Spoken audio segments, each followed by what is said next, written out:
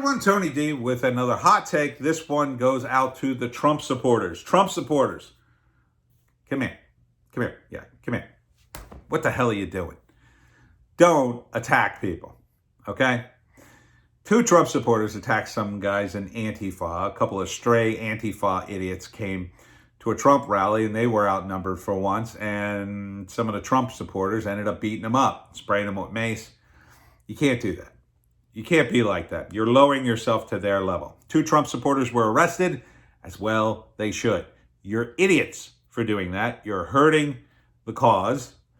And this is exactly what Antifa wants. They're begging for you to attack them. That's what they do. They show up and they egg people on. They push and push and push until finally people snap. If you can't handle it, if you can't hold back, don't go to a counter rally. Don't go to a Trump rally. Don't go anywhere where these guys are, because you obviously are not an adult and you can't handle it. And unless they attack you first, and it's got to be pretty clear they attack you. And what I mean by attack, I mean an actual attack. Those Antifa idiots were not, as far as I could tell from the video, not really attacking. They were being obnoxious. Certainly they were annoying, but they have to actually physically attack you. They have to do something. And even then, it's not a clear-cut case, so you just go and beat them up. If they run away, you have to let them go. And you could chase them. You certainly can chase them. But you even have to be careful of that. You chase one into traffic, he gets hit by a car, you could be in trouble. This isn't about violence. This isn't about getting over on them and violence. You have to do this. And I'm not trying to be blasphemous or disrespectful, but you have to do this as Jesus would. And many of you are religious people. What did Jesus do? He went to the temple and he kicked over the table of money changers and said, this is wrong. That was a civil disobedience, if you will. And, people were shocked. He didn't punch these people. He didn't kick them. He didn't spray them with bear mace. That's not what Jesus would do. You have to emulate him. Now, you're not Jesus, so since you're not Jesus, you should probably carry some kind of protection. And if you are physically attacked, well, you might have to defend yourself. And as Sargon said in his video, and if they keep attacking you, reload. But I wouldn't advise that either. Look, if you're out there to get into a fight, don't go. If you are the kind of person who will sit there and be patient as hell and ignore these people and, turn the other cheek as much as possible, well then, this is the perfect situation for you. Because understand that these idiots in Antifa, they're pretty stupid, they're pretty relentless, and they're pretty annoying. So don't hurt Trump, the guy you support, by doing this. You can't.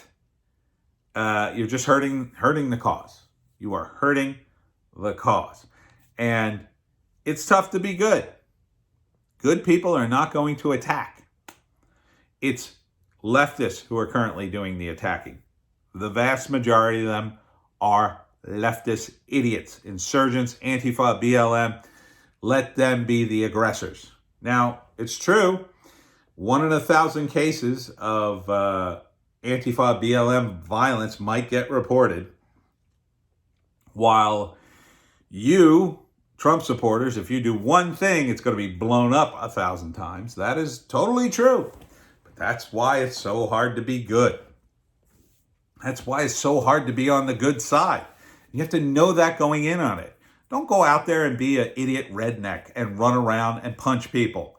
You can't do that. I mean, well, you can, but you're going to be arrested and you're going to end up frightening people away from Trump, because they're going to look at you and say, ooh, those Trump supporters are violent. Everything I've been taught in the media, turns out it is true. Here's the proof. That's what you're doing. There's another case in Delaware. In this case, Trump supporters were attacked by two women.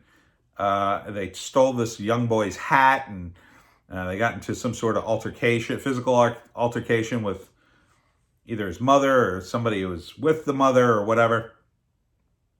They're now facing hate crime charges in Delaware. That, and we all have to call this out, is excessive. Hate crime legislation, first off, is dumb. That is just making something that's already illegal more illegal. Excuse me. So, we have to call this out for what it is. And I would urge the people on the other side of this, the family, the victims, to go to the prosecutor and say, hey, look, we don't believe in this hate crime legislation nonsense. Now, I'm sure they're going to say, well, they're going to plead to something lesser or whatever. But, it's important that this kind of hate crime legislation not be supported because, and idiots on the left, this is why you don't support this. This is why you should not support hate crime legislation. You see how it can be used? It can be used against you. See how it works? The wheel turns and boom. Don't give the government any more power, dummies. It will turn against you. So I think we should all rightly denounce this as very draconian. You shouldn't get 15 years in prison for stealing a kid's hat and shoving someone. I've seen the video. It doesn't look, those women, in my view, are being obnoxious. They're breaking the law. But, I would give them, I don't know, I'd give them 30 days, 90 days in a county lockup. Probably be more than enough to scare those two straight. And, some probation, maybe some community service. That would, in my view, that would be more than enough to shake these two to their core. They're clearly suffering from Trump derangement syndrome, and that would shake them up. And finally, the third story is, of course, the Proud Boys. The Proud Boys were attacked by a member of Antifa after their event in Portland. One of the members of the Proud Boys got run over, or he got hit by a car as the Antifa guy was leaving. The Antifa guy had been antagonizing the Proud Boys in a bar.